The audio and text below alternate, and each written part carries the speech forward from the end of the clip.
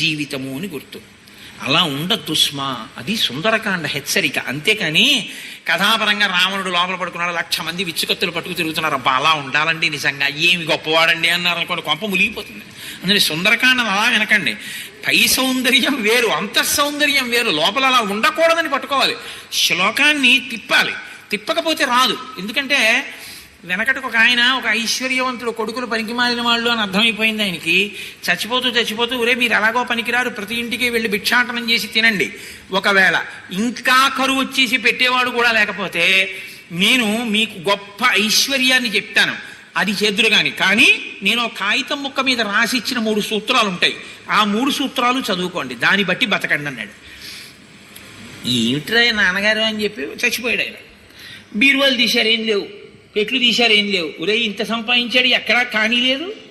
ఆ కాగితం ఏమిటని చదివారు. అమ్మకి అన్నం పెట్టవద్దు మొదటి మాట.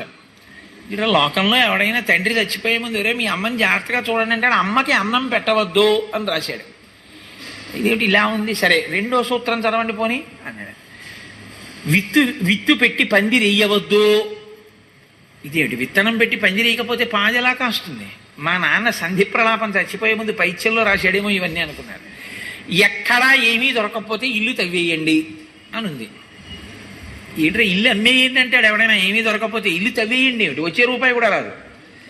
పండితుల దగ్గరికి వెళ్ళారు, చూపించారు. ప్రతివాడు చూసి మీ నాన్న సంధిలో రాశాడు ఇవన్నీ ఏమిటన్నారు. ఒక మహానుభావుడి దగ్గరికి వెళ్ళారు. ఆయన చూసి అన్నాడు, రే మీ నాన్న మహాప్రజ్ఞుడు రా, గొప్ప విషయాలు రాశాడు రా అనుభవంతో అన్నాడు. అయ్యా ఏమిటి రాశాడు? అమ్మకి అన్నం పెట్టవద్దు అని రాశాడు. అమ్మకి అన్నం పెట్టకు, అమ్మ చేతి అన్నం తింటున్నాను అనుకో. నువ్వు అమ్మకి అన్నం పెట్టడం ఏంటి? ఏమంటే ఇన్నేళ్ళు వచ్చినా మా అమ్మ చేతి